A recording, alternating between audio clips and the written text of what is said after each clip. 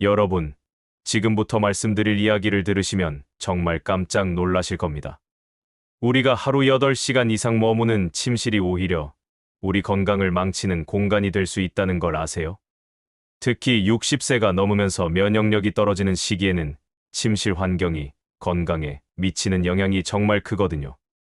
더 놀라운 사실은 이겁니다. 호흡기 질환으로 병원에 오시는 어르신들 중 상당수가 침실의 잘못된 환경 때문에 증상이 악화되고 있다는 거예요. 밤새 기침하시고 알레르기 때문에 고생하시고 잠을 제대로 못 주무시는 분들이 정말 많거든요. 그런데 이런 문제들의 원인이 바로 침실에 있는 평범해 보이는 물건들이라는 걸 아셨나요? 오늘은 그 정체를 모두 밝혀드리겠습니다. 하지만 여러분, 절망하지 마세요. 이런 문제들은 충분히 해결할 수 있어요. 간단한 방법들로도 침실을 건강한 공간으로 바꿀 수 있습니다. 안녕하세요, 여러분. 저는 25년 동안 호흡기내과 전문의로 일해온 박준혁입니다. 그동안 수많은 어르신들을 진료하면서 한 가지 확실하게 깨달은 게 있어요. 뭐냐면 똑같은 나이인데도 어떤 분은 밤에 푹 주무시고 건강하시고 어떤 분은 매일 밤 기침하시고 숨이 답답하다고 하신다는 겁니다. 그 차이가 뭘까요? 바로 침실 환경이에요. 특히 침실에 있는 특정 물건들이 호흡기 건강을 크게 좌우하거든요.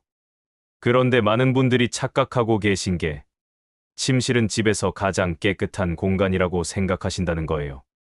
저도 상담하다 보면 침실은 항상 깨끗하게 치우는데 왜 기침이 안 멈춰요? 라고 말씀하시는 분들이 정말 많거든요. 오늘 제가 여러분께 알려드릴 건 이겁니다. 겉보기에는 깨끗해 보이지만 실제로는 우리 건강을 서서히 망치고 있는 침실 속 숨은 위험 요소들이에요. 그리고 이런 것들을 어떻게 관리하고 개선해야 하는지 실용적인 방법까지 모두 알려드리겠습니다.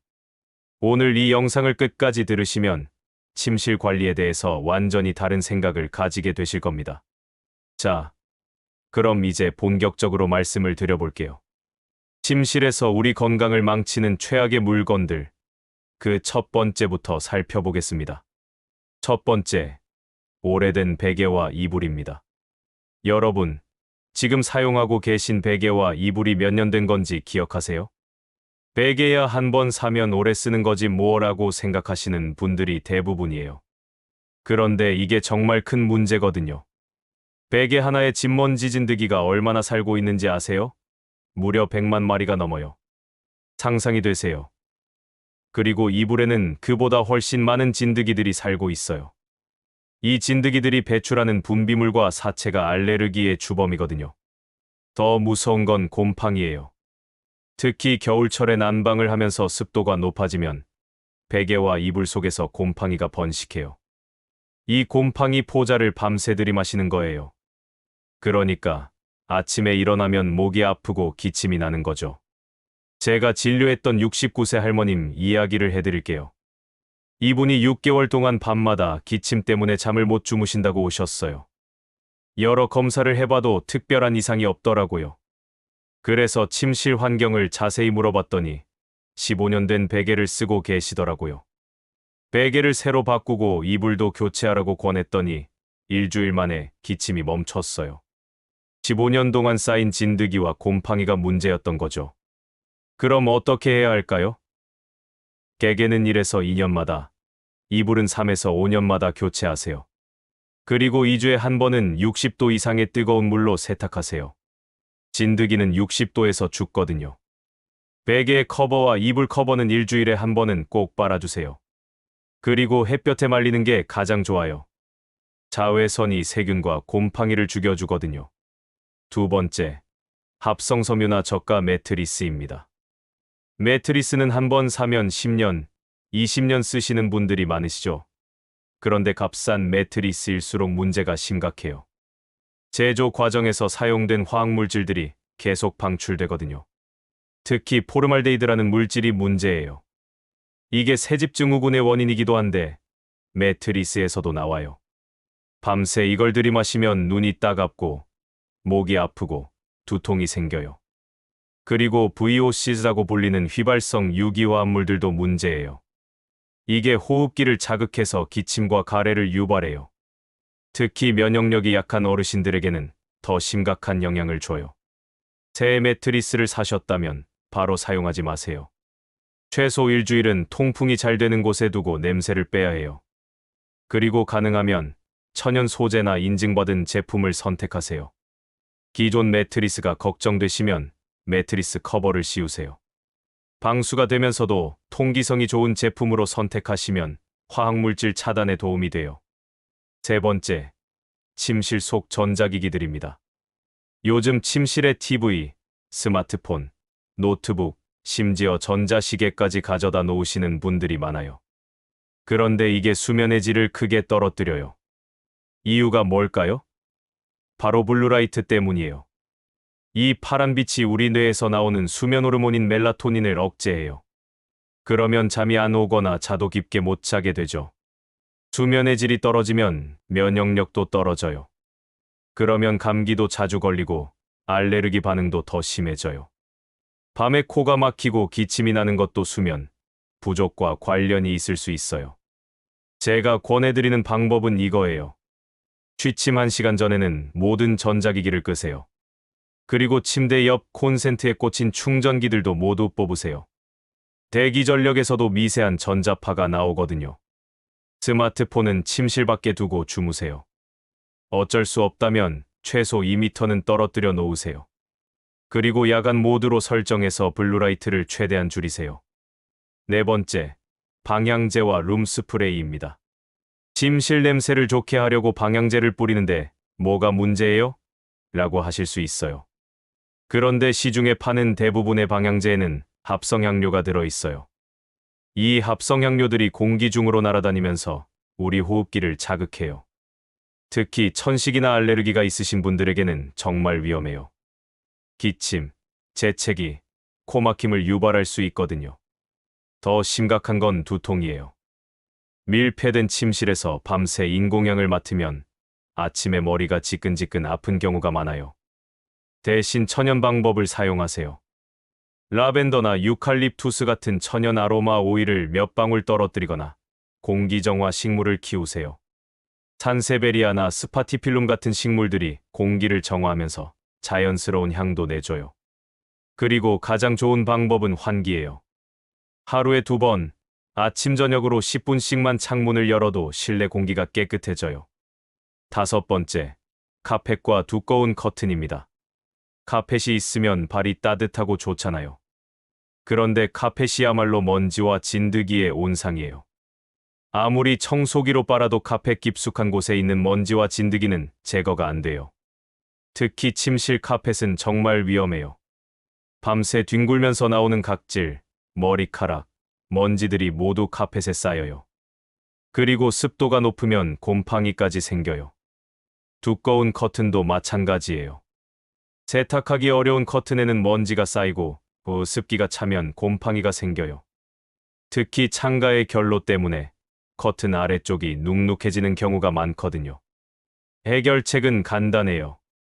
카펫 대신 쉽게 빨 수 있는 러그를 사용하세요. 일주일에 한 번은 세탁하고 헤파 필터가 있는 청소기로 자주 청소하세요. 커튼도 얇고 세탁하기 쉬운 소재로 바꾸세요.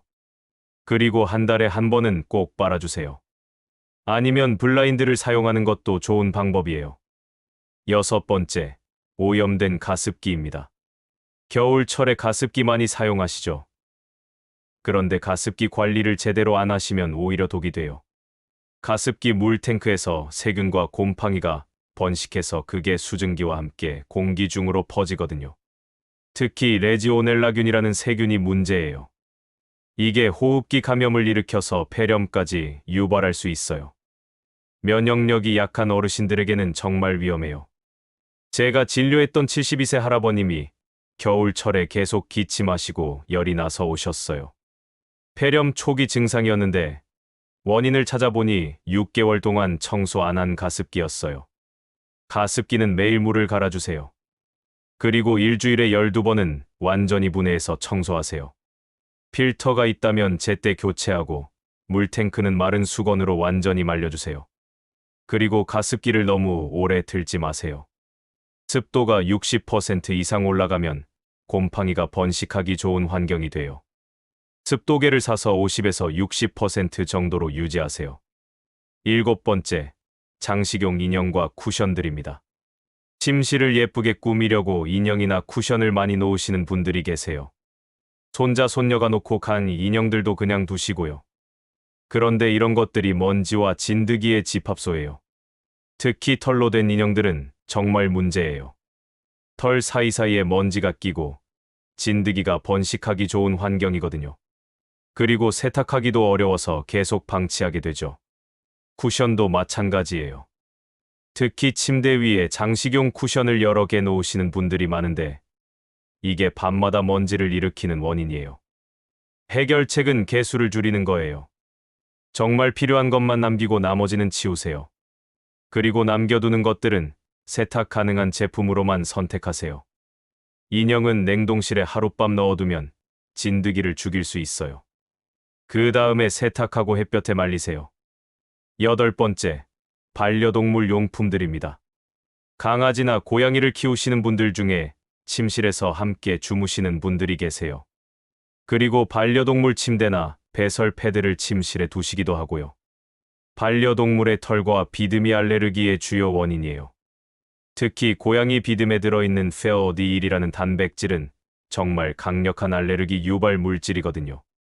그리고 반려동물 용품에는 세균과 진드기가 더 많이 번식해요. 특히 배설 패드는 암모니아, 냄새와 함께 각종 세균을 발생시켜요. 반려동물을 정말 사랑하시는 마음은 이해해요. 하지만 건강을 위해서는 침실 출입을 제한하시는 게 좋아요. 아니면 공기청정기를 설치하고 반려동물 용품을 자주 교체하고 청소하세요. 반려동물 침대는 일주일에 한 번은 세탁하고 배설 패드는 매일 교체하세요. 그리고 반려동물 목욕도 정기적으로 시켜주세요. 자, 이렇게 8가지 위험 요소들을 모두 살펴봤는데요. 그럼 이제 건강한 침실을 만들기 위한 종합적인 관리법을 알려드릴게요. 첫 번째로 정기적인 교체 스케줄을 만드시는 게 정말 중요해요. 많은 분들이 베개는 한 번 사면 오래 쓰는 거지라고 생각하시는데 이게 가장 큰 실수예요. 베개는 1년에서 2년마다 교체하셔야 해요. 매일 8시간씩 얼굴을 대고 있는 물건이거든요. 아무리 커버를 씌우고 빨아도 베개 속까지는 깨끗해지지 않아요. 이불은 3년에서 5년마다 바꾸시면 돼요. 베개보다는 교체 주기가 길지만 그래도 너무 오래 쓰시면 안 돼요.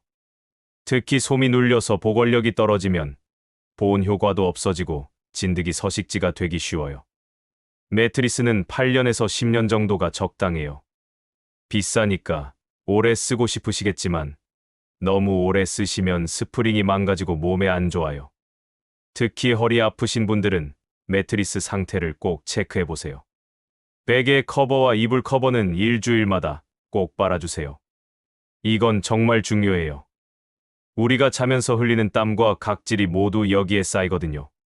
귀찮더라도 일주일에 한 번은 꼭 갈아주세요. 두 번째로 청소 루틴을 정해놓으시는 게 좋아요. 매일 하실 건 간단해요. 아침에 일어나서 10분만 창문을 열어서 환기시키시고 침대를 정리하세요. 이불을 털고 베개를 뒤집어 놓는 것만으로도 습기가 날아가고 진드기가 줄어들어요. 일주일에 한 번은 헤파 청소기로 침실 전체를 청소하세요. 특히 매트리스와 카펫, 커튼까지 꼼꼼히 청소해주세요. 그리고 이날 베개 커버와 이불 커버도 함께 빼서 세탁하시면 돼요. 한 달에 한 번은 좀 더 꼼꼼한 청소를 하세요. 커튼을 빼서 세탁하시고 가습기나 공기청정기가 있으시면 완전히 분해해서 청소하세요. 이때 침실 곳곳에 쌓인 먼지도 함께 털어주시고요. 계절이 바뀔 때마다는 대청소 개념으로 하시면 돼요. 이불을 햇볕에 말리시고 옷장 정리도 하시고 침실 전체를 점검해 보세요. 계절용품 교체하실 때 함께 하시면 효율적이에요. 세 번째, 공기질 관리를 하세요. 공기청정기를 설치하시되 헤파 필터가 있는 제품을 선택하세요. 그리고 필터는 제때 교체하세요. 습도계를 비치해서 50에서 60% 정도로 유지하고 너무 높거나 낮지 않게 관리하세요. 공기정화 식물을 키우세요.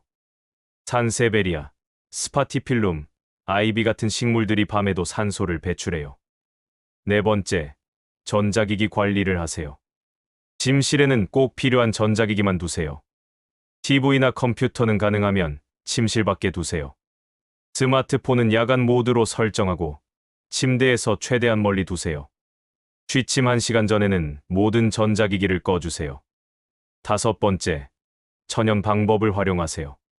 화학 방향제 대신 천연 아로마 오일이나 식물을 이용하세요.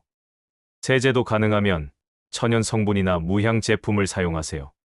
살충제나 방충제 사용을 최대한 줄이고 방충망이나 천연 방충제를 사용하세요. 여섯 번째, 온도와 습도를 적절히 유지하세요. 침실 온도는 22에서 24도 정도가 적당해요. 너무 높으면 잠들기 어렵고 너무 낮으면 감기에 걸리기 쉬워요. 습도는 50에서 60% 정도로 유지하세요. 가습기나 제습기를 적절히 사용하되 정기적으로 청소하세요. 일곱 번째, 알레르기 테스트를 받아보세요. 만약 침실 관리를 잘해도 계속 기침이나 알레르기 증상이 있으시면 병원에서 알레르기 테스트를 받아보세요. 진드기, 곰팡이, 반려동물 등의 알레르기가 있는지 확인하고 그에 맞는 관리를 하세요. 이제 실천 방법을 단계별로 말씀드릴게요. 너무 욕심내지 마시고 천천히 하나씩 바꿔나가는 게 중요해요. 첫 번째 주에는 기본 정리부터 시작하세요. 우선 침실을 한번 쭉 둘러보세요. 정말 필요한 물건들만 남기고 나머지는 과감하게 치우시는 거예요. 침대 위에 놓인 장식용 쿠션들, 오래된 인형들, 사용하지 않는 책이나 잡지들 말이에요. 언젠가 쓸 수도 있어 라는 생각은 버리세요. 먼지만 쌓이는 원인이거든요. 그리고 지금 사용하고 계신 베개와 이불이 언제 산 건지 생각해 보세요. 2년 이상 된 베개, 5년 이상 된 이불이라면 교체를 고려하셔야 해요. 당장 바꾸기 부담스러우시면 언제 바꿀지 계획이라도 세워두세요. 전자기기들도 위치를 재배치하세요. 침대 옆 탁자에 있는 스마트폰 충전기, TV, 라디오 같은 것들을 침대에서 최대한 멀리 옮기세요. 특히 스마트폰은 침대에서 2m 이상 떨어뜨려 놓으시는 게 좋아요. 두 번째 주에는 본격적인 청소와 세탁을 하세요. 베개 커버, 이불 커버, 침대 시트 이런 것들을 모두 벗겨서 60도 이상의 뜨거운 물로 세탁하세요. 일반 세탁으로는 진드기가 죽지 않거든요. 세탁기에 온수 모드가 있으면 활용하시고 없으시면 끓는 물을 조금 부어서 온도를 높이세요. 그리고 이번 기회에 헤파 필터가 있는 청소기로 침실 전체를 청소하세요. 매트리스, 카펫, 커튼까지 모두 청소해주세요. 헤파 청소기가 없으시면 이번 기회에 하나 장만하시는 걸 추천해요. 10만 원 되면 괜찮은 제품을 살 수 있어요. 가습기나 공기청정기를 사용하고 계시다면 완전히 분해해서 청소하세요. 물탱크는 식초물로 담가두었다가 깨끗이 헹구고 필터는 교체 시기를 확인해서 필요하면 바꾸세요. 세 번째 주에는 환경 자체를 개선해보세요. 온습도계를 하나 사서 침실의 온도와 습도를 체크해보세요. 온도는 22에서 24도, 습도는 50에서 60% 정도가 적당해요.